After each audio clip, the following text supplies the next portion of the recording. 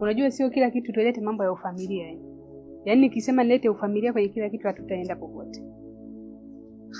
Sasa kwa ukubwa gani? Kumbuka nikikupa hiyo issue wewe lazima itakuingizia faida. Tena pesa nyingi tu. Kwa hiyo kama unaona Jau basi nisikilize sasa. Wewe kama unaona shida kutoa hiyo, wewe nitafutie media 5 ambazo unajua kabisa zina nguvu na ushawishi.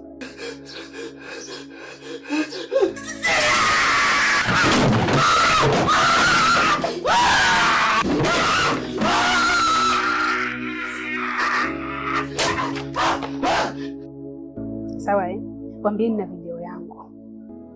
Najua video kama hizo yani kwanza ni adimu. Najua ni adimu Alafu akizipata lazima tu atatoa donge nono.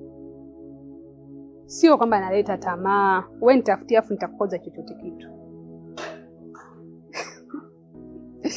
Tatizo lako wewe unazingua sana. Sawa basi fanya hivyo. Unijulishe mapema. Haya.